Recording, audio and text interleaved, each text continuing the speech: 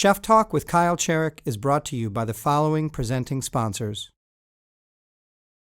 When I come into a restaurant, I like to feel as though I'm an invited guest, like I'm one of their friends. They've invited me over for an evening experience. And that's what I like my food to convey as well to my guests, as though I'm cooking for them, I've invited them over, and I'm going to sit and we're going to have a great meal.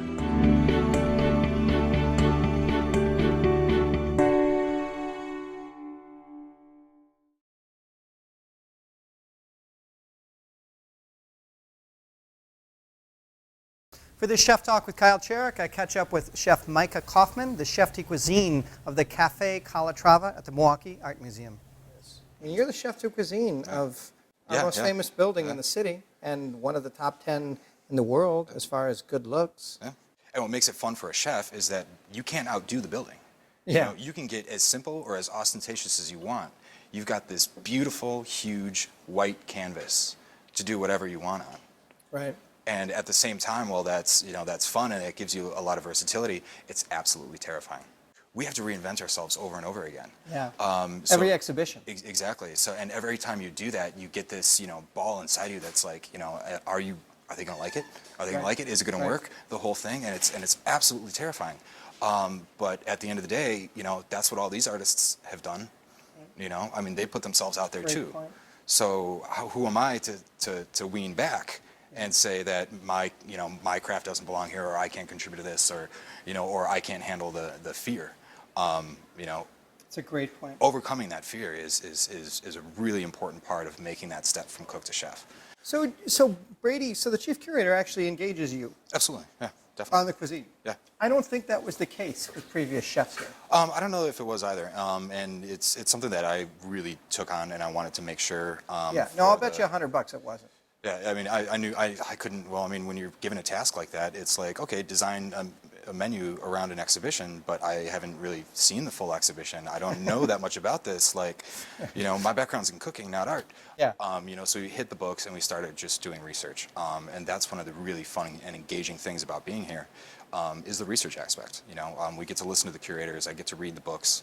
I get to really delve into it and find new ways to kind of bring out the wrinkles in the menu and try to enhance the exhibition experience. You have an education, and a worldly one, and you do speak more than one language, which is pretty rare. But you've managed, you've come along. You have a great job. I have an awesome job. You can cook. Yeah. But this is me saying it, objectively, not as someone that knows and likes you. Your cooking is really very good. Your position is very, very good. Why is your path more rare? I don't know that many chefs that can speak 2-3 languages, that did the college thing with the depth that you did, that are rounded out, and then also walk the path in the craft, which takes a decade or 12 to be finished, right? Yeah, absolutely. Yeah.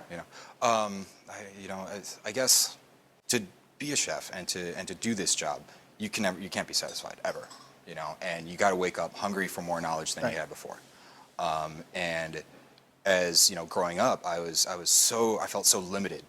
Growing up in sort of suburbs of Milwaukee, no public transportation anywhere, not really much going on, and I'm like, how do I bust out of this place? How do I get out of this place? I know what you're saying. And my godmother, my late godmother, bless her heart, made sure that for the meals that we ate was an opportunity for me to explore.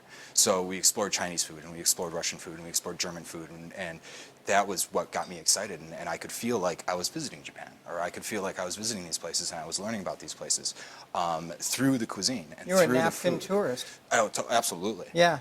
And that just lended itself to it. So then I found that by the time I was in college and I was cooking and juggling both of them, they really played on each other. The principles for getting your station set and being able to have a good night on the line are the same principles for acing a test.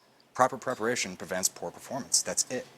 You get it together, you get your ducks in a row, you crash, you memorize it, you make mistakes, you pick yourself up, you say, I'm never going to make that mistake again, and you write it down and you move on. Yeah. And, you never, same thing in, with school, you're never done learning. But I found that the same tools that I needed to be good at one thing, I needed to be good at another one. So why don't I quit worrying about where I'm going to go and exactly what my path is, and just make sure that I'm firmly on the tracks. Party fillets. chicken, party style. 7 party salmon. 2 mushroom risotto entree. CDR, please. Heard that.